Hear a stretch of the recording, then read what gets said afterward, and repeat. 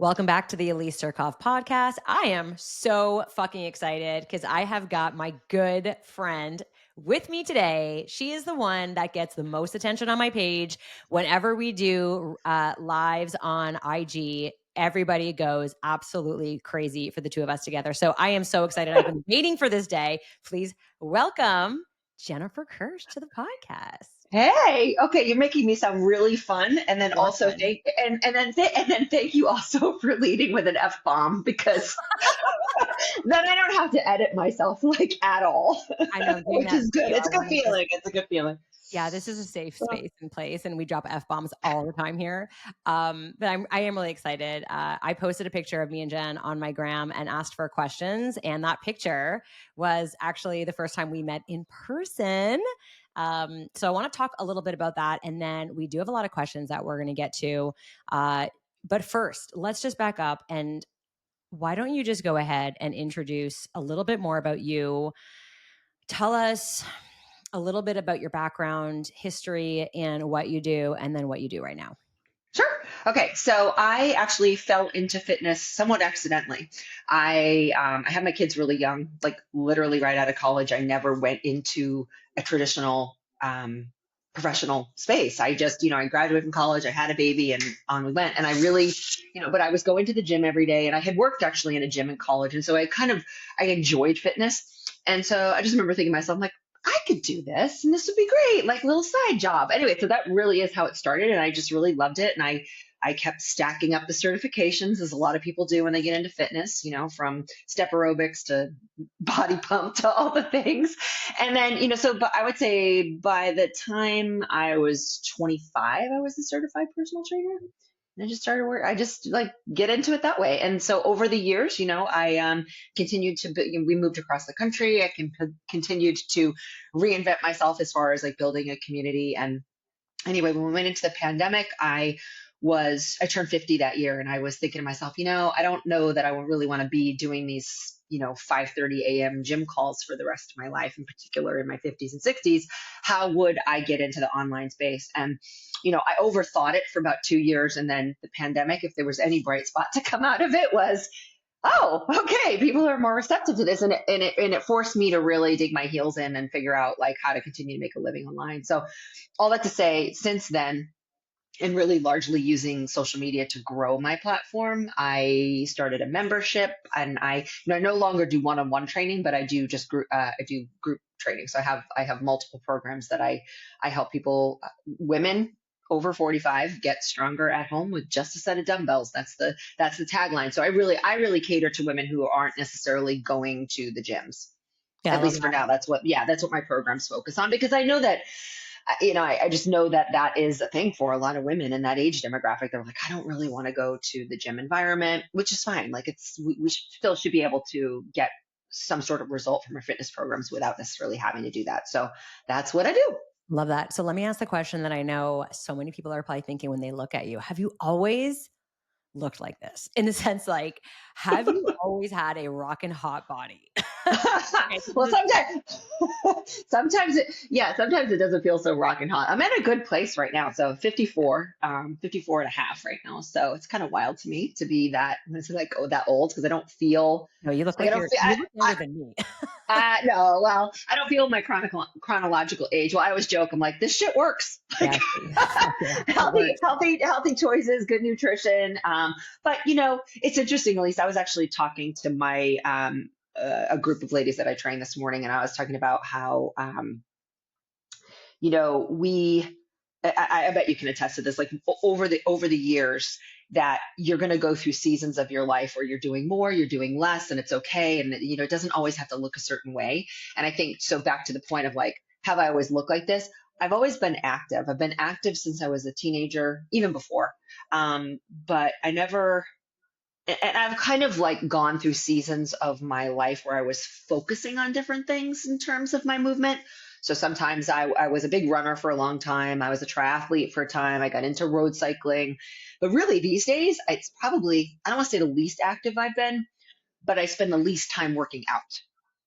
Okay. That's a I love, oh distinction my I God, want to me make. too. I love that. So I'm yeah, so instead of, in my 20s, 30s, and even early 40s, first of all, I was a professional fitness instructor, but also I also had most of my activities were also happened to have been movement based. So triathlon training, all that, as you know, that just takes, and it Yeah. takes an inordinate amount of time.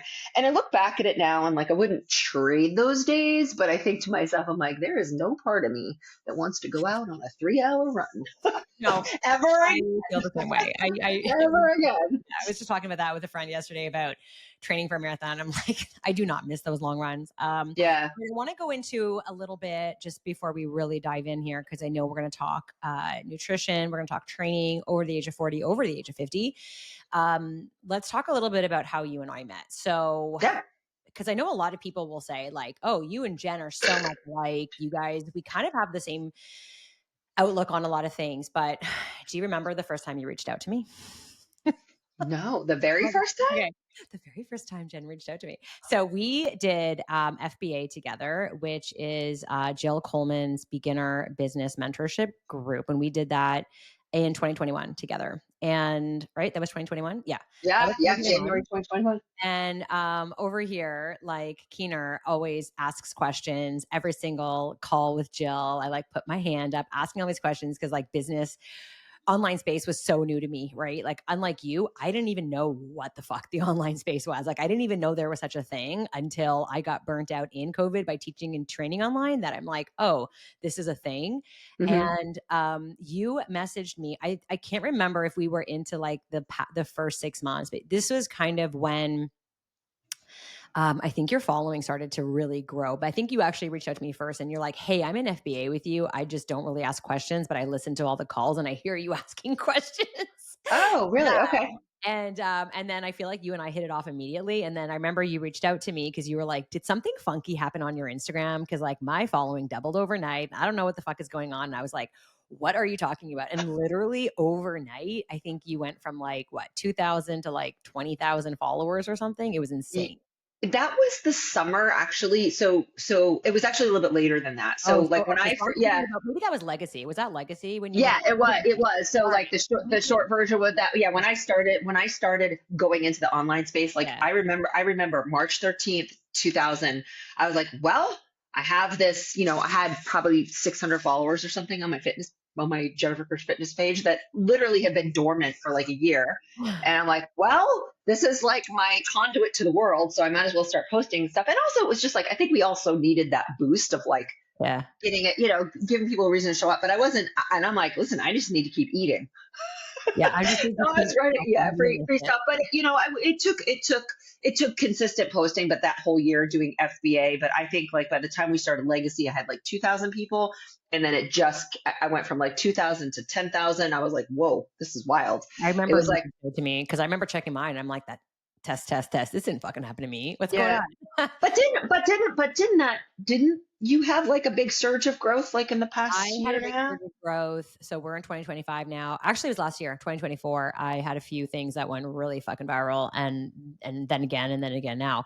But I'd say like my growth on Instagram was more so organic growth in the sense like my niche changed. Like I started off really more as a macro coach Heavy macro, yeah. and then went into this space. And so but I love that. So Jen and I also did our next mentorship together, Legacy, with Shantae Cofield and Jill Coleman again. And I've talked about them before as being incredible mentors. But Jen and I met in a live, I think yes, it was Live Legacy, right? We met like Yeah. over what we were at a retreat together, and we immediately hit it off because we both had the same like views and just like the same brain when it comes to a lot of shit that women are just really overcomplicating things. And I know for Hmm. me at the time, I was also doing group coaching.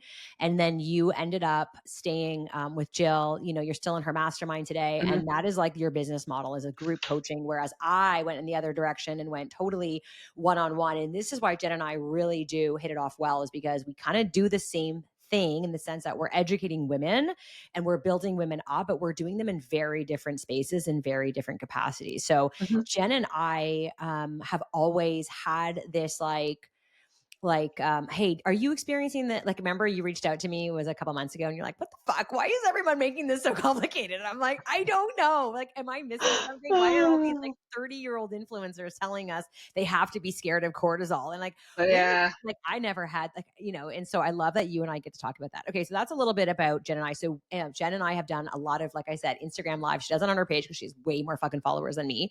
And people, I think the very first live we did was on protein, and it just fucking went nuts, right? Because people were like, Oh. what the fuck? But now, it's not that I say like women are smarter. It's just that women are so much more bombarded and overwhelmed with information that women Mhm. now come to me with eating a stupid amount of protein. And they're like, they're having like 180 grams of protein and they don't know why they have gut issues and they're gaining weight, right? Yeah, yeah. So, all right, let's go back. I want to actually dig a little bit into you for a second before we get into those question and answers, because so many of our women in FFWE will go through major setbacks. Okay. And I talk about this a lot just in the stage of life that we're at. We're going to see sickness, illness, disease, death, all the Mhm. things, relationships break up. And it's so hard to keep going when life really fucking hits you in the face. I'm not talking about Mhm. like, oh, I twisted my arm. Like, I'm talking like your parent dies, your spouse dies, Mhm. like Mhm. major shit. And so, I want to talk a little bit about something that I don't know if a lot of people know about you, but I know most recently you tore your ACL, right? So you had Yeah. that you were recovering from, but you've also had a double hip replacement, have you not? Okay. Yeah. Yep. Talk a little bit about that. I want to understand a little bit about your recovery and how you kept yourself, I'd say, for lack of better words, in shape or maintaining your level of fitness. Yeah. So first, I always think there's a lot of different directions I can go with this, but just to give a timeline. So I had my first hip replacement in 2016. So I was 46. And I remember I was, full-time fitness instructor, personal trainer, and I was like, holy shit, what is going on with my hip? And I remember when I finally, after a year of trying to treat myself, it didn't even register, at least, that was what I was going on with me. 46, that's my age, dude. Like, Yeah, no. And I was like, okay, so, maybe it's time to stop running and, doing 36-inch box jumps and all the other shit I was doing. And actually that was the year I went and got my yoga certification. So I was like, great, we're going to just kind of pursue a slightly different path, do, more restorative stuff. But what was interesting is after I did my yoga teacher training, my hip actually got worse, believe it or not. Well, extreme range of motions will do that when you have arthritis. Anyway, fast forward, I have one hip replacement. After that one's done, I come back pretty well, but and it actually a hip replacement, not to downplay it, but I would say if anybody is out there looking at joint replacement, one of the best things you can do is keep yourself strong for as long as you can, because you'll be so much better off after the end of that surgery. A lot of people wait. I'm not, I mean, you have to go through your own journey with that, because that once you've had a joint replacement, you're not going back. It's a massive decision. I don't want to downplay that. But I've noticed a lot of people over the years, because I do train more people, and I have through the course of my career, more folks over 50, and, they wait and wait and wait due to fear and all of that. I get people DMing me about this all the time, especially when I talk about it. And I'm like, listen, I can't tell you when, but don't let your self get so far gone that the recovery is a nightmare. So that's one thing. So for me, it was always about keeping my body as fit and strong as I could up to the time of the surgery, and then really being very focused on the rehab. And I did that through 2 hip replacements. And then a year and a half after the hip replacement, I'm feeling good. I'm feeling good. I'm like walking a lot. I'm doing my strength training, and I'm at the vet, and I tear my ACL and my meniscus. oh, I remember you told me this. I was like, was it something? And you're like, no, it was with my dog. So yeah, I know, with my dog, and it happened as most accidents do. I think Yeah. anybody who's had an ACL, it's like, oh my God, it happened so fast, like Yeah. skiing or anything like that. So all this to say, so I had that surgery. And I have to say I had torn my other ACL when I was 31, teaching a kickboxing class of all things. To ACL tears are very common in very active people, in particular women. It has to do with the angle of your hips, and you angle your femur bone. So all this to say, yeah, it's definitely humbling, but I do think that, but let's speak to the mindset piece of that, because I think that's probably the more pertinent thing to anybody listening, especially with the lead up that you said. I think we look at like, okay, so what are the setbacks? Divorces, older parents, injury, issues with adult kids. There are a million and one things to pull you off of your game. And I am a really big advocate of like 2 things really. Give yourself grace, but also, you know, how do you want to give yourself grace for what's going on in your life? But sometimes it means you need to reevaluate how you're approaching things and to focus more on what you can do versus on beating yourself up about what you're not doing and not following through. I think a lot of women spend a lot of time in that headspace of like, oh, I should be, or I want, but I'm not. Mm-hmm. And like the mental stress that creates. I'll give you a wonderful example of this. This is just this morning. I'm looking I have a beginner group that I'm coaching. They're in like week 5.5, and a lot of them, have struggled with you. We see this in the perfectionist mindset. They do the yo-yo thing all the time, and she's like, oh, I missed a day, and I just, I really need to get back on. I'm like, whoa, whoa, whoa, hold up. Missing a day is part of the fucking process. Yeah. Beating yourself up about missing a day that you're suddenly off track is simply not true. It comes down to like, okay, sure, did we miss a day? Knowing that there's always, there's 7 days in a week. Like this doesn't mean that we just need to throw it all out. But but the same thing comes, I would say also just, the same, let's zoom out. In the case of like an injury or something like that, for me, it's always, and I've tried to exemplify this to my clients, especially even when I was doing more one-on-one, is like, okay, so let's focus on what you can do. Right. Not get caught up in what you can't do, because there's going to be a lot that you can't do. Okay, fine. Let's take what is. Let's take what is and honor ourselves there. And I think, if you've ever fallen into that perfectionist mindset, that's gonna be a stretch for sure. Yeah.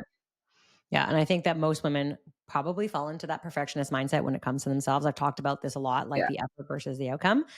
Okay. I love that. Thanks for sharing that. I wanted our listeners to really get a real raw view of like what it's like to have these major setbacks. But I do agree. I think that women always feel like they can work on themselves later. Like once the kids are out for college, university, then I'll do it. And it's like, actually, no. It's not that it's going to be too late then, but it's like, you don't know what's going to happen. Imagine you have to have a hip replacement now. Wouldn't you wish that you started a year ago, right? Or even Yeah. I mean, I always say that there's no downside to getting strong, like, ever. But on that point, Elise, these are conversations that I have with colleagues, with clients, with old clients, and I would imagine that, knowing that I have 3 kids, they're all grown now, but I went through that season of life where you're getting pulled in a million friggin' directions, raising your kids. And I know that that's where you're at right now. But I do think this is bigger conversation, but like, having boundaries around also the act of mothering, but like, you are teaching your kids, put this way, they can rely on you and you absolutely can be 100% present for them, but that doesn't mean that you're reacting on a dime at every little thing. And I think a lot of women do that. Yeah. Oh my And God, I then love that you said that. and Yeah. then they're like, oh, and they're like, you're actually doing your kids a disservice when you do that, by the way. Just gonna. So I love that. See, this is why, Jen, I just love talking to you, because you and I are probably what a lot of other moms or parents would call like old school parenting, right? Where we're like, I'm going to give my kids more responsibility than my neighbors because I mean, like I grew up in the 80s, right? You grew up in the 70s, 80s. Like when we were really little, like we didn't have the same shit. Like, so for example, my kid, I have 2 kids in high school, and my one daughter, so she's in grade 11, and so it's a new semester, blah blah blah, and all the teachers are now reaching out with like what their midterm mark is, and here's their thing, and here's how you can reach me, and here's how you can access their mark. And I said to Albert, what the fuck is happening? I swear to God, my parents did not even know what fucking course I took in university, in high school. Right? I Like know. I could have said to my parents, hey, what courses am I taking right now? Unless I'm complaining. I don't even think my parents knew one teacher's name unless I mentioned it. Right. I think my parents came to the school once because I was in the choir and we did like a show. But I'm like, why? And not only that, I'm thinking she's in grade 11. If we're going to be like, if the teachers are going to be like this, how are they going to get to university? Like, what's going to happen next? So I love that. And I remember you've always said to me, Elise, you said like, at least I know what stage of life you're in. Like, I know how hard it is for you and juggling a business and that stage of life with your kids. Right. But you're right. And that comes down to boundaries. And I talk about that a lot, which is something that I've been working a lot on. And I wish I knew this even a year ago or 6 months ago, the importance of setting boundaries, because we say it, but we don't actually mean it. Do it. And Yeah. women in particular are the worst, especially moms, because we're Mhm. like, this is my boundary, except if blank. I have one I'm glad you exception. said it. I'm glad you said it, but I yeah. do have one big exception, and that's diabetes, right? Oh, Diabetes sure. always takes the cake. It's like everything is fine until that fucking pump or something comes up. But other than that, unless you have something extremely like life or death, there's no need to like completely baby and you do that disservice to your kids. And so, I Yeah. remember we've had clients, you wouldn't even believe what clients that doesn't pass. We've had a client who was once like, she was not happy that we asked her to cook her meals at home because she said, there's just so many more pots and pans to clean. And I'm like, okay, well, you have 2 kids that are teenagers. Have them fucking help wash out those dishes, right? Yeah. I once had a client say to me that she couldn't, she had to stop her workout because her daughter needed her to cut a bagel. Her daughter is 18. Yeah. Okay. So it's not even like, oh my God, tell your daughter no. It's the amount that you have had to you've raised your children their whole 18 years with that notion of like they need you, and they do need you. It's not that they don't need you, but as a mom you have to, if you what happens, what's the other side of this? If you continue to throw yourself last, how the hell are you going to live the rest of your life? What life do you have after, right? You've got nothing. You don't know who you are. You've never prioritized yourself. You hate the way you feel. Your health is shit. And so what service are you really doing for your family when you are throwing everyone's needs before yours? So I love that you touched on that. I think that is so crucial. And probably Yeah. one of the reasons why your program does so well in particular is because there are no excuses, right? It's like you have a set of dumbbells, you have 30 minutes and off you fucking go. Yeah. Okay. So I wanted to say one more thing about that because yes, you're so right. And also one of the things that, because I am a little older than you now, my kids I'm an empty nester. And I notice this a lot in my empty nester clients is that there's still that need of like, what do they call it? The apron strings? Like it's a shift. You're at a point in your life where it's like a massive shift in identity. It's like, okay, the kids have left at home. Now what? So I get that. And it's not to discount the real emotional, um, soul searching that happens around that at that time. Cause I was younger when I went through it, but I went through it nonetheless. And I do see a lot of that happening, especially with women whose kids are starting to leave home in college, is like that need to kind of like find themselves life after kids, but yet they've created this environment where they need to be needed. And they don't know, sometimes it's very destabilizing to them because they're like, well, they don't really need me every day, but they almost start creating things. It's like you ladies have to get used to creating room for yourself. Like that's the tough love stuff that is, I think, where, put it this way, a seasoned coach sees stuff like that in a way that a coach is just done like a weekend certification. Yep. Not to diss anybody who wants to help other people. That's not where I'm going with that. But I'm like, there's so much more nuance that comes around these conversations because you can just see it. I've had this has been a 30-year career for me. So I've watched this in certain clients. I'm like, yep, I know this routine. Yeah. This is not, we could give you we could give you the perfect macros and the great workout plan. But if you have some issues around the way that you've raised your kids and taking time for yourself and all of the guilt and all of the, like we got to work on that too. And that you don't do that in a couple of days. They don't do that in a week. Like it's going to take some time. It's going to take getting uncomfortable with saying no to people. It's going to take, for instance, like, listen, on one hand, isn't it lovely that you have the time to cook your child a breakfast? I'm not saying don't make sure your kids eat healthy, but when they get to be a certain age, you do them a disservice by not empowering them to cut their own bagel, as you just said. Like, come on. I will say the greatest thing right now in my life, not the greatest, there's lots of greats, but the fact that all 3 of my kids make their own meals is like, not dinner I still master. But what, like even, and who cooks the most is my younger guy. He's 11. Yeah, I know. And you know what? It builds, it builds confidence, self-confidence. Exactly. Yeah. And I just got to give a shout out to, you remember Holly Nicholson? Love Holly. Hi, yeah. Holly. Okay. So, and Holly's got little kids. So I think her kids are like 8, 10, and 12 or something. But she was like, yeah, my 8-year-old folds his own laundry. He doesn't fold it well. And sometimes I'm with him. But I was like, I love that you are empowering your kid, even your 8-year-old, to do things for himself. She's like, I am not doing their laundry for them. Yeah. So her 8 and 10 and 12 Oh year my old, and God. Holly. I know somebody's going to hear that and they're going to go, oh, Yeah, what kind it's of me mom again. are you? Totally. I I'm need like, Holly, if you're listening, I need you to come talk to me and get me to get my 15-year-old, almost 15-year-old this weekend to do his own fucking laundry because that kid yeah, does like not put anything away. Okay, so yeah. let's move Or he on. lives out of a laundry basket. Yeah. So be it. I asked him to bring out the laundry and he's like, ugh.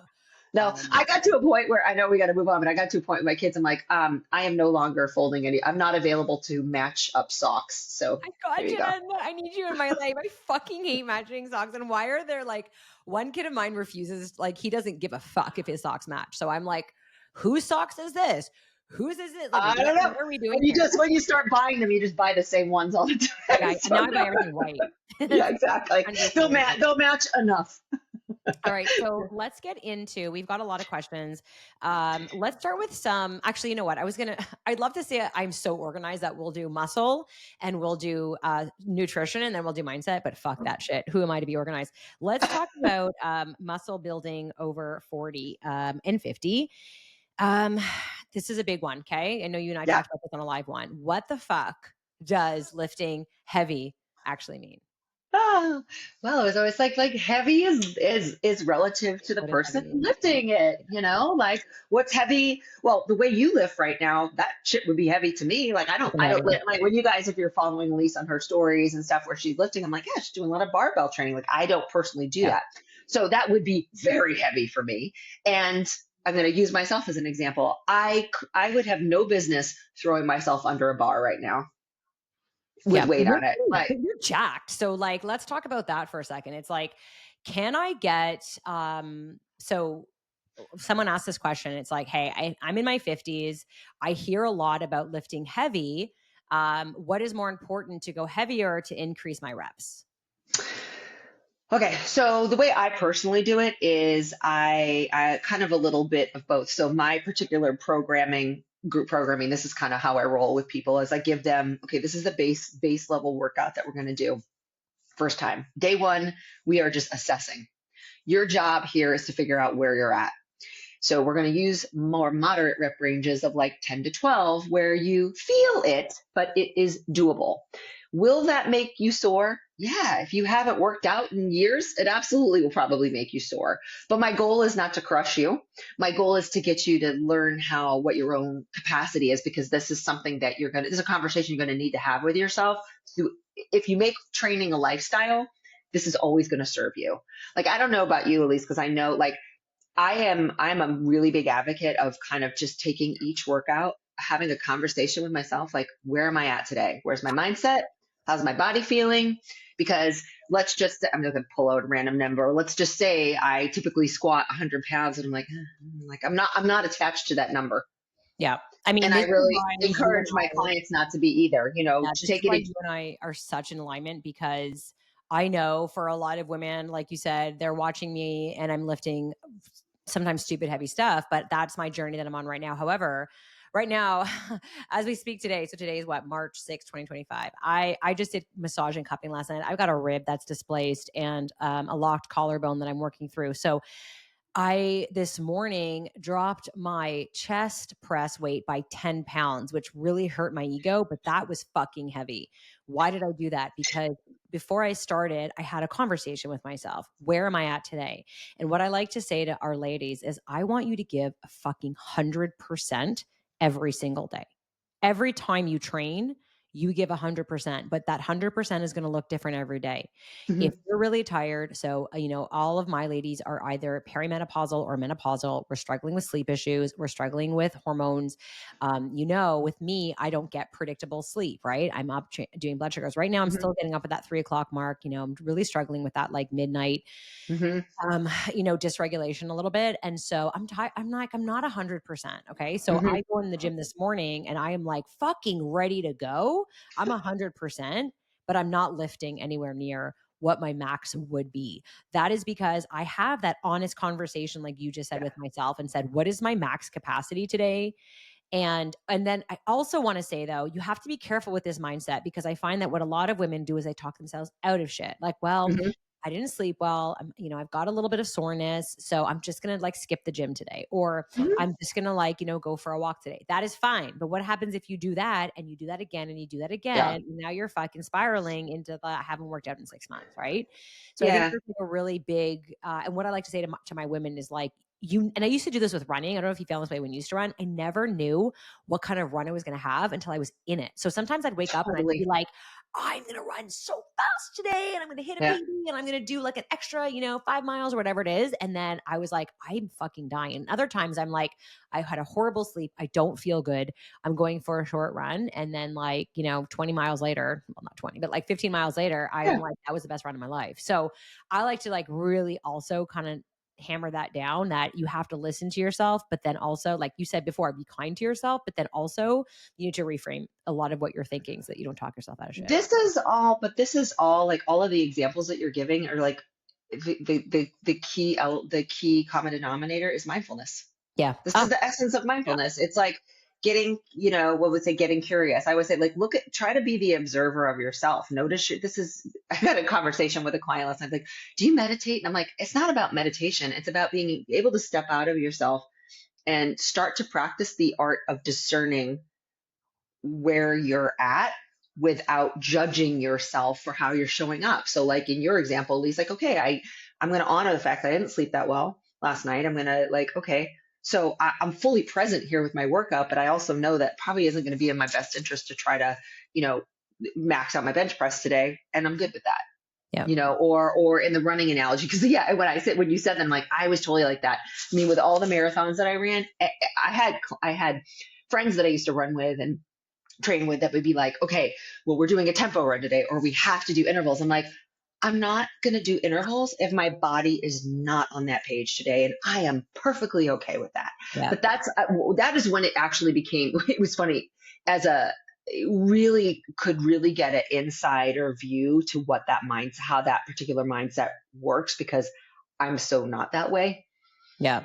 And I don't know what to attribute that to, other than I think it's just I've cultivated that over the years, because I have demonstrated to myself Yeah. that you can do things imperfectly over and over again and still get great results. But it starts with learning, going back to the practice of being your own coach and being discerning about what where you're at on any given day, if we're talking about training.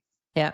And But not I even agree with there. you. Like, this is why I Yeah. think having a coach or trainer is so key, because someone can physically push you until you're ready. Okay. I want to flip for a second to nutrition, because I know you have do you still do your nutrition program? I do.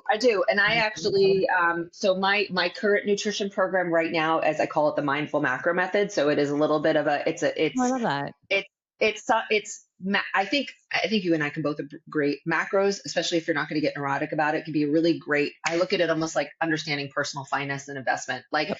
once you understand that food has values, you take the conversation away of good, bad. But I Yep. also really do like to bring in mindfulness about understanding like hunger cues, behaviors around food, all of these things. So it's not just macro counting. It's like we use macro counting as one tool of many. Yeah. I mean, like, in our program, we typically start nutritionally with one of three things: either a protocol base. So if someone comes in with a lot of like inflammation, autoimmune dysregulation, nervous system dysregulation, or like gut issues, we'll start with like a protocol base, or we start habit based. If someone is just like all over the place with like their meals, they don't really know how to eat. Not a lot of women were taught how to eat. Unfortunately, this is. Oh, I know. Yeah. Or then the third is macro based. So like I have Yep. really softened my approach to nutrition when it comes to macros, because like, this is why I love macros, like 80% science, 20% lifestyle. Right. So, okay. So let's talk a little bit about nutrition right now. Someone asked a question about creatine. Is it helpful? Is it safe? And how long can you be on it? What are your thoughts on creatine?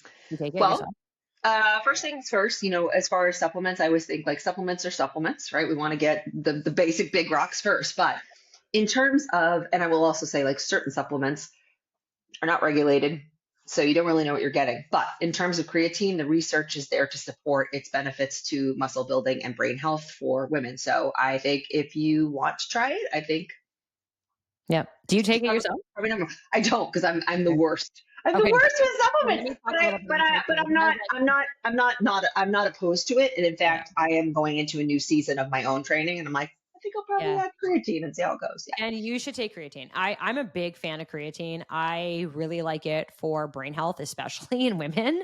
So I'm all about that for sure. And Yeah. I do enjoy it for lifting as well and for training. And so you cannot actually get 100% saturation with creatine from food. This is why it is the most Hmm. studied supplement there's ever been, and it is the safest supplement there is on the market. Creatine monohydrate is the one that you're going to want to get, and super safe to stay on it for really as long as you want. I don't actually come off it. I know that some people might cycle it. Cycle it. Yeah. Yeah, the most important thing is to take it pretty much the same time every single day so you maintain that 100% storage. Why do a lot of women fear creatine is because they hear that they gain about 2 pounds, and the worst thing you can say to a woman is that you're going to gain weight. But it Or be is a little not, bloated. yeah, Feel or you're like you're retaining bloated, water. right? Yeah. It's not intercellular. It's like it's going right into the muscle. So you're, if anything, the swelling that you might see is more like in the muscles and not in your waistline. So if you can be okay with seeing a couple, not even like 1 to 2 pounds max on the scale, you will not see it. I would not let the vanity of the scale number deter you from doing something that is going to help you. So that's my thing on creatine. Okay, someone asked, what are your thoughts and what are your recommendations in terms of macronutrients to help build muscle over the age of 40 and 50? Well, first things first, you got to go on what your current size is, meaning like, are you 5'1" or are you 6 feet tall? But, in general, I don't know if you find this, Elise, but I find like most of the women coming to me are just not, they just aren't, well, I shouldn't, some women are Yeah. overdoing it, but Yeah. they're like, oh, I need to be better with protein is what I Yeah. hear. So if you were to look at their day, like they're just not getting a lot of quality protein, a lot of plant-based proteins, that thing. And so this isn't to make a commentary on anybody's particular dietary choices, but I would say at a minimum, start with 100 grams protein. Like I never tell people, put it this way, if you are 5 feet tall, you don't need as much protein as somebody who's 5'6" or 6 feet tall. But as you start to train more, you are going to need to continue to be keen to your protein, but how much Yeah. you actually increase it is going to be dependent on how much you're doing. And also just being observational about the results that you're getting from the doses that you're currently seeing. I shared this story recently, actually, when I first started coaching macros back in the 90s, like Oh, long time. That was the first, like, put this way, I always thought, like, I was always health conscious and I was active. So I was like, well, put it this way, in 1995, eating healthy meant low fat. That's what the conversation we were having yeah. back then. Yep. And I was eating a lot of carbs, but I was doing a lot of activity and I was also 25 years old, so I could get away with that shit. But when I started increasing my protein, I was literally blown away. I'm like, oh my God, I have abs. Now, Yeah. and I want to recognize that, yes, was that a younger metabolism? Absolutely. But still, if you're not eating enough protein, do yourself a solid. Start Yeah. increasing that protein and start looking at where your other foods are coming from, and also give yourself some time. But I'd say like 100 grams is a minimum. But of course, if you're training consistently, you're probably going to need more, and it's going to be based on your body weight. I'll also just give a little plug here. I do have a free macro guide on my website. You guys can go ahead and grab that, functionallyfitpolice.com. If you're like, how the fuck do I eat macros? And you Yeah. want to learn more about that, there's also a macro counter on there. Okay. But I think it's also important. I actually just had a conversation with this yesterday in my community call with my women where someone asked about protein. And I said, so I do get a lot. I get the beginner woman who's on like 40 to 50 grams of protein per day. We're trying to get them to the 100. And then we do have a lot of women that come in with like fucking horrible gut issues because they're eating everything protein cereal, protein bread, protein, Oh God, I know. every fucking thing has protein in it. And I'm like, what is happening? Oh, if you put cottage cheese in, you get more protein. I'm like, I am not going to fucking have dessert that has protein in it. It's just not going to happen. Right. So we have to find that balance. But what I was saying was it also depends on, like you said, how big you are, what is your goal, and where do you want to go? So a lot of women are trying to lose a lot of weight, right? So if you have a woman who's trying to lose 30 to 50 pounds, it is going to be negligible. That's what I said to my ladies literally yesterday. It is negligible if you're having 120 to 140 grams of protein. Like it's really not going to make a difference. However, if you're like me or like you, we're pretty lean. I'm pretty small. I'm 5'1", currently like 125 pounds. It actually matters how much protein I eat because I am trying to build muscle. I am trying to hit a certain goal. So for me, 120 to 150 is a massive a massive deal, but that is like the ever so popular notion we talk about is like what got you here won't get you there. You've got to Hmm. start here first. And I think a lot of people who are here try to jump to there. They're like, oh, Elise is having 150 grams of protein. I need to have Therefore, 100, right? And then they're having all this shit and they're having gut issues. And I'm like, I yeah. didn't get from here to there in a minute, right? It was like years of building up. And I think that Hmm. most women will also neglect carbohydrates. So a lot Yes. of women are so obsessed with protein. That's why I said yesterday in my group, because I actually did a macro counting tracking thing yesterday in my group. Funny enough, here I am talking, I don't do macros. And then I was like, we need Yeah. to do macros. But Yeah. a lot of women are scared of carbs. And so they come in and they are just like eating so much protein and then no carbs, but then they're swinging the pendulum and then eating like shit all weekend, all night because they're so fucking hungry and they just want to eat something other than chicken breast, right? So it's like, hey, if you lowered your protein goal and you upped your carb goal, you're going to have a much more enjoyable diet that's going Yeah. to make you be able to adhere to it. And adherence is the goal. Would you Yeah. And agree? I think too, and that's going back to, I think it's funny because sometimes as women, we can hear all it takes is one person saying I had X results with something. And you kind of, it's like, Yeah. that's like what you focus on. And I think, when it comes to the protein thing, I ask my clients, of course, you said something earlier about like they come in, they're either in what, they're either going to do a gut protocol, they're going to go straight to macros, we're going to work on habit basing. Everybody's unique. So where, if anybody's listening to this, where you're starting from could be different, but I would say probably one of the most powerful things you could do is to just track your food for a week and see what you're doing. Absolutely. Don't Yeah. think you know what you're doing. Actually put pen to paper and look at it and go, oh, okay, I'm getting about 80 grams of protein right now. Okay, so maybe your next goal is 100. Yeah. You don't need to go, you don't need to. I think one of the mistakes, and I start my programs this way because I really I'm trying to do a lot of the things to your point, like habit based in addition to education based. And I know it can be overwhelming. So I'm like, let's just start to look at what we're currently doing instead of jumping right to what we need to change. Yeah. Probably we're going to need to change something, but we don't even know where our blind spots are yet. So let's start with that. So I think, some women sure might find like, oh my gosh, I'm only eating 40 grams of protein a day. Okay, that's fine. It's data. You just like, all right, so next week you're at 60 grams and the week after that, how does that feel to you? Like, it's a process. And I think so many people want the results straight away. They do extreme shit and their lifestyle isn't set up for that. So many women don't realize this, especially if you have a lot of weight to lose. To your point, what got you there, what got you here won't get you there. Like the habits that you have developed to basically contribute to that weight gain are habits that are going to take some time to unwind. Yeah. And that's okay. And that's You've okay. got 40, 50 years of habits base here, ladies. This Yeah, yeah. So cut yourself a little bit of slack and go, okay, what are the things that I actually can lean into right now? That could be small little tweaks that I can make that are, and I think I often say this, I'm like,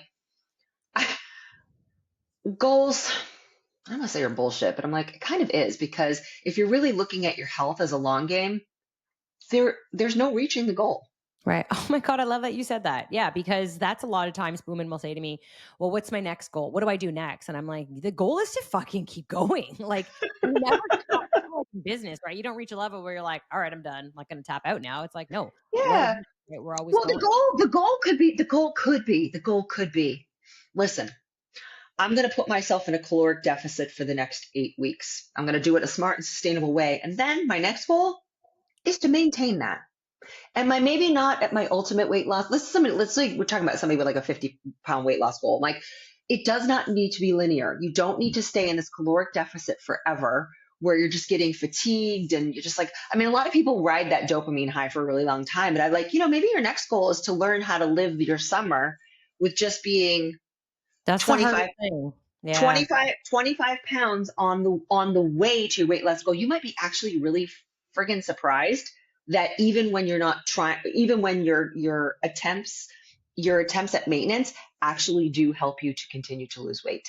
When you Yeah. stop, with the micromanaging your life, Yeah. I think, but it goes back to that habit thing. Like if you just have 40, 50 years of habits that you're trying to unwind, you have to understand that it is going to take some time, but it is doable. And on that journey, you do start to shift and change. But if you talk to anybody who has that sounds so cliche, right? Made fitness a lifestyle, but it goes back to what we're saying at the very beginning of this conversation. There are seasons in your life where, you might be more into strength training, or seasons of your life where you're more into playing tennis and strength training. I don't know, but giving yourself the opportunity to start to evolve into different versions of yourself, that you really is no ever a goal. The goal is just to keep going, like you said, and to Yeah. figure out like how, and this is where we go into when it comes to habit coaching and lifestyle change, about identity, right? Yeah. Ultimately, we're coaches talking about this. I'm like, my identity will not let me, it just isn't even in my frame of reference to completely slide off track. Right. That there is no track, right? So you're like, I might take it easy for like, I might drop my weights for a day, but I'm not going to like quit the Yeah. gym because, Or okay. even a couple, even for, I shared this earlier. I was like, okay, February, I traveled a lot. When I travel, I'm like, yeah, you know what?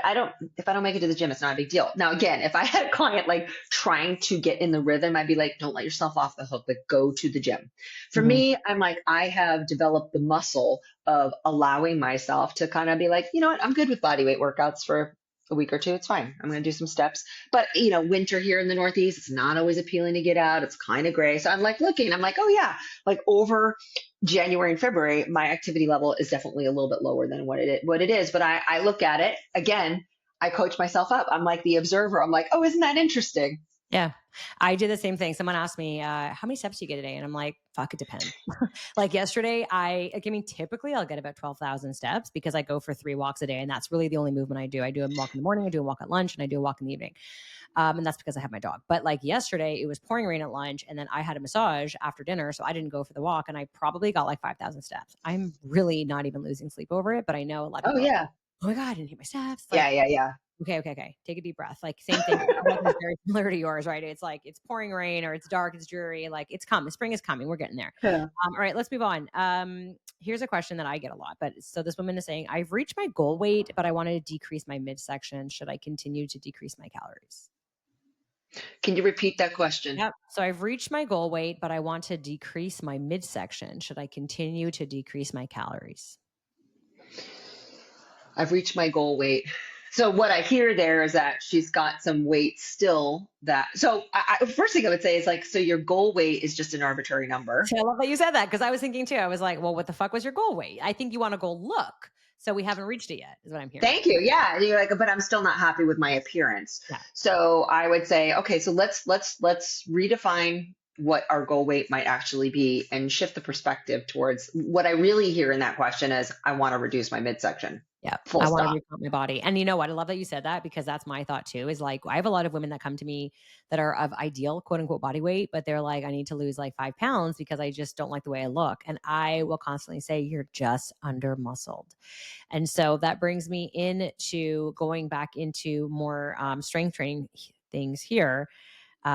Is there a best, because someone asked this, like, what is the best form of strength training for women in their 40s and 50s? Best.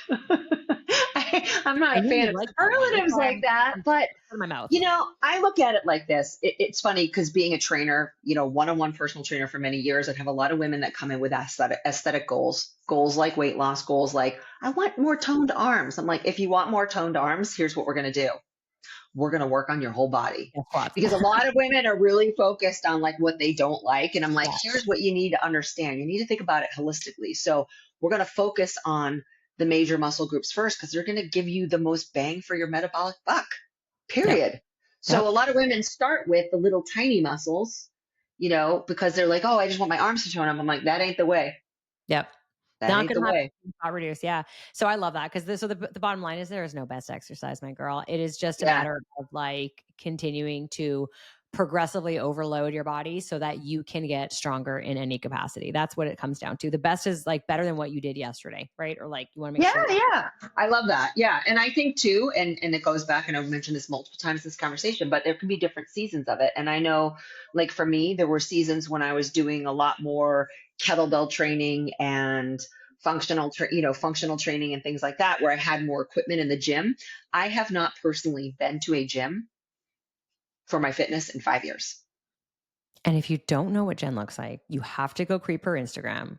Fact.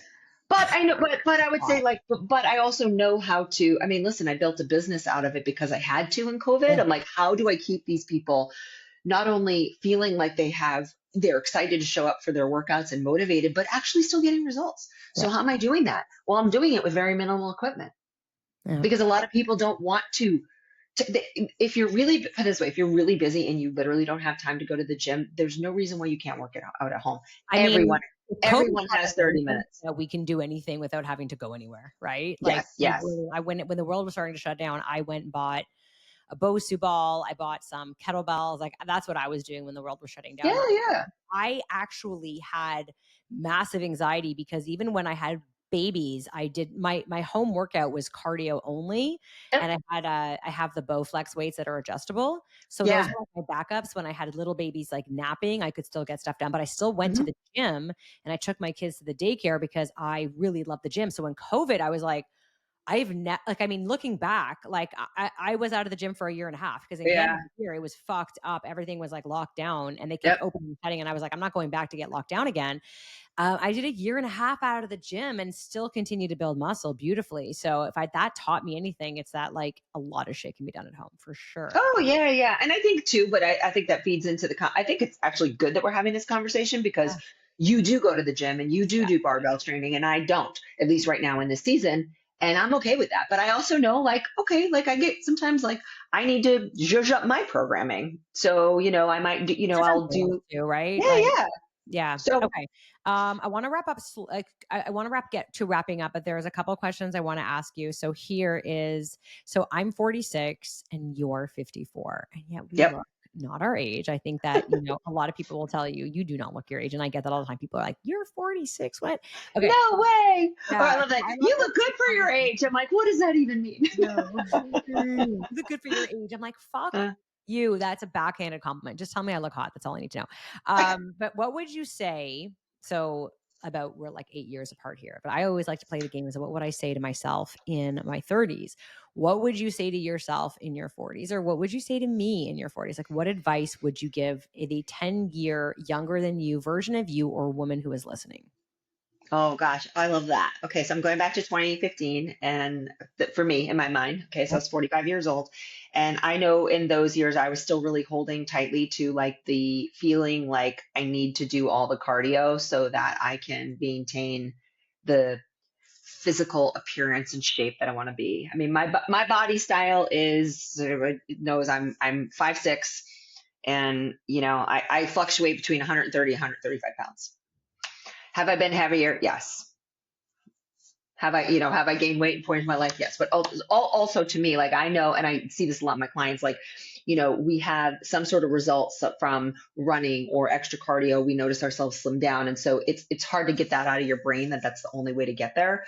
But at 45, what was happening is that because I was doing a lot of that and I was doing a lot of snacking all day, a lot of like quick little grabs of Yep. food here and there, not really being intentional about, even though I knew better, put it the way I had the education, right? But I just was like, oh, it was almost like, no, the rules don't apply to me. Rules do not apply to me. Yeah. It's so wild, right? We'll make So yeah, but it wasn't, put it this way, it wasn't a problem until it became one. So like in that stage of my life, I started to develop gut issues from due to Yep. stress and the way that I was eating, Yeah. massive sugar cravings, disrupted sleep. Of course, that's when my hormones were shifting, and that's right around the time that I got injured and I needed a hip replacement. So I definitely had like a God. I should write a post about that. You were Like on the card. You were it on the sounds so bad, card. and I don't think I've ever had because people like they expect a lot of coaches in our space are like they expect this massive transformation. I'm like, yeah, but to me that was a transformation because now on the flip side, I'm like I still do cardio, but it's oh my God, so Yeah. minimal, so minimal. Like, Well, that was going to be one of the questions also was like cardio. So we threw that in there. Okay, cool. oh my God. Like, I think about like back 10 years ago, I was probably doing on average 5 to 6 days of cardio and hard cardio, not like the zone two shit. Yeah. I was like hard spin classes, boot Yeah. camps, running. Yeah. Now I get on my spin bike twice a week for 40 minutes and I walk. And I do one day, I'll do some like little metabolic conditioning finishers that are 15 minutes Yeah. or something like that. I love But, that. but so minimal. And has my weight changed? No. No. Do I Probably. eat, I still I always say like I'm still a work in progress, like when it comes to being mindful of my habits, because I'm one of those people that like you have to remind me to eat. Yeah. And I'm not saying that that's a good thing, because it's not, because it No. does turn, it comes around and bites me in the ass, because at 3 p.m. I'm like, where are the Sour Patch Kids? Yeah. Because I did, Are you if a I Sour did, Patch Kid lover? Is that yes. your go-to? Me too. So, no, I'm like, just trying to keep it real here. So I That's always say, right. I'm You like, have the candy, I'll take your chips. yeah, I have to parent myself and be like, have the high protein breakfast, because I know, I mean, listen, if anybody out there listening, like one of the most powerful things you can do, especially if you have sugar cravings, is start front loading your day with some protein, Yeah. and not just protein, but protein with some fiber, with some healthy fat. Oh my God, it will pay off in spades. And I still, I have that conversation with myself, like, hey, don't forget to do that. I love that you said that. I also was obsessed with cardio and I wanted to talk about that. So I'm glad that you threw that in. And same Yeah. thing. I was like, I didn't even know what zone 2 shit was. Like if someone said to me in my 30s, I want you to go and do steady state, I'd be like, why? Yeah, right. Maybe Why would if I you do would that? go, yeah, when you were, because I know you trained for marathon, like maybe a Yeah. low, a slow, Yeah, long maybe like run. for the half marathon. Yeah, but I knew my cadence. But like I also like I taught spin, I did boot camp. Like it was like Yeah. the whole thing was like how much cardio could I do to offset what I wanted to eat? This Yeah, was my absolutely. mindset. And Yeah. and what people don't realize is it sort of has a boomerang effect, because when you're doing that, you're like, why do I feel completely ravenous at 3 o'clock in the afternoon every day? Yeah. Or I'm trying to do all of that. But you're just making things harder on yourself. But it's a pattern, right? It's a pattern. It's a behavior. It's something that you've told yourself you need to do, but it isn't true. But the only way to break out of that cycle is to actually start start breaking the cycle. Well, and a lot of And that also has to do with trust, right? Like I know for me, I was yeah, when I started my journey, and that I think I was like 42 at the time. I was just 42 or 41. I was like, I hate the way I hate the way I feel. I hate the way I look. I don't understand what I'm doing wrong. And I was so ready for that change that I was like, I have to do this. But I think for a lot of our women, they just have to trust that when they release, good things are going to happen. And that's a big thing of our program too, is like trust. Okay. Last question I want to ask you. Let's get a little bit unscripted here, more so, but let's talk about social media. I know you and I oh you share the same kind of frustration I have with some fitfluencers or influencers out there that yeah. are really fucking up our ladies' mindsets, right? Where they're saying things. So I'm going to ask this, and then I'm going to ask a follow up question. You can think of this one first. Is like, what is your biggest frustration that you see on social media from other people? So like, think about like what women come to you saying. I heard that so and so on Yeah. the gram told me that, right? And then the follow up to that is also, I'm curious, do you ever get hate? I think you do, right? Because you're pretty big and you say shit out there. So like, do people ever come at you and hate on you? Well, let me start with that Yeah. one first. So, like, that only honestly happens if you have something go viral. But for the most part, your audience has been, if they've been following along enough, they're like, okay, I know that you're being cheeky, and occasionally we listen, any of us who are creating content for social media, we know how to be a little polarizing and to get people's Yeah. attention. That's We're doing it marketing. typically when we're doing that, it's like for me, when I do that, it's in an off season when I'm just trying to grow my list again. I'm not, so I'm like, I'm trying to attract new people, but like, I might say something like, something cheeky about intermittent fasting. Like, let's just call it what it is. You're not eating, like, or you're skipping meals. And people are like, oh my God, I had amazing results with intermittent fasting. I'm like, okay, we have like 15 seconds to get your Thanks, attention. Karen. So yeah, I mean, but I don't get too much of that anymore, except again, if I go viral. And if listen, I'm asked, the most recent time that happened, actually, I did say it was back in, couple months ago, and I did something like, since when did menopause doctors become experts at strength training? And I Oh, got a wow. lot of pushback for that. But it was actually a good thing, because I also got a lot of podcast invites. But that was like, okay, but the context is this. You guys are hearing, and this feeds into the second part of your question. You're hearing lift heavy, lift heavy, lift heavy. But the truth of the matter is, not everybody gets to jump into that. Yeah. You have to earn, not that you need to be special, but you need to earn Yeah. that place in the gym. Not that you can't get there, but you can't. For most people, if you have never lifted weights, like if you have been doing body weight and yoga and bar and Pilates, barbell training is not going to be your friend right out of the gate. You Yeah. are going to need to understand how to How breathe. naive is that to even think that you deserve that, right? Like, That's why I But love this but put it this space. way, you start to see big influencer accounts with beautiful bodies, and even like, I what I'm finding a lot too, and this is again, this is not because I know you like use before and afters too, but I think your before and afters of your clients are everyday women. Which I get a lot of hate on, because people are like, I don't see what's such a big deal about your program. These don't look like drastic results. And I'm like, that's the fucking point. These are Point. real women who in Yeah. 3 months have made significant changes that are big for them, that are not crazy drastic, like, the 21 day, I'm going to drop 30 pounds type of thing. Yeah, and also I would also add up to that, like, in you're seeing a lot of this in the midlife women's health space, is, a lot of bikini model type programming. And listen, if you want to go down that road and prove it to yourself that you can do that at this stage of life, rock the fuck on. But you and I both know what it takes to get that shredded. And I don't necessarily advocate for that. That's not the client that I'm going after. There are plenty of people that do that and do it well. That's not you And anyway. So why would you establish? no, no. And I'm like, and I mean, maybe there was a time that, listen, in my early 20s, there was a time in my life where I was like, yeah, isn't that cool? Like, isn't that cool when I manipulate my nutrition that I could see a six pack? But I'm like, I don't want that in my life anymore. I want to be more relaxed about it. Yeah. That's just me. And I really, for me, yes, I'm teaching women strength training, but we're working on things that with when I say older clientele, 50 plus, like, you need to worry about trips and falls. You need to worry about mobility. You need to worry about balance. It isn't just strength training.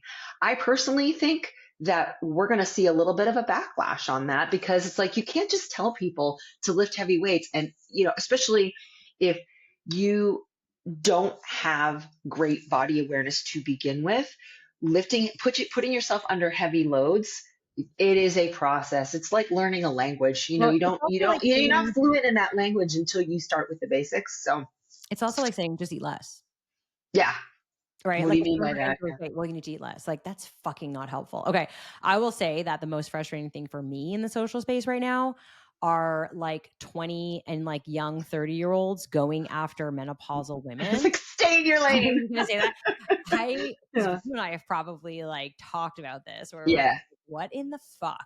Until you have night sweats. I don't know. We actually didn't talk about this. We've got a couple minutes. Do you still get a period? Where are you? Where are you hormonally again? I am. Well, let me check my app, Elise. I think I'm at like 7 to 8 months right now. Okay, I figured, yeah. So like you're perimenopausal, like you haven't quite hit menopause there, but Yeah. you're definitely closer in it than I am. I'm in the fucking hell of perimenopause. Yeah. Okay. I was there in my earlier Yeah, 40s, and it's I will funny. tell you, I like, didn't recognize it. night sweats are no joke. The feeling, first of all, the feeling of sweating at night, like I will wake up and the sweat on my stomach, I'm like, I think something's crawling on me, and it's Yeah. disgusting. And like the itchy skin, where you're like, I'm itchy, but I don't know where. And Yeah. these like random shit that Yeah. you are Yeah. living with, and then circles under the eyes, and then I got the grays to prove it. And I'm like still showing up and saying, you can still do this. And then like, we got Susie, who's like 32 and, fucking firm, No idea. no Yeah. kids. And she's just like, if you're in perimenopause, then you should be, eating. I'm like, fuck you, Susie. You don't even Yeah. understand the hell of this, right?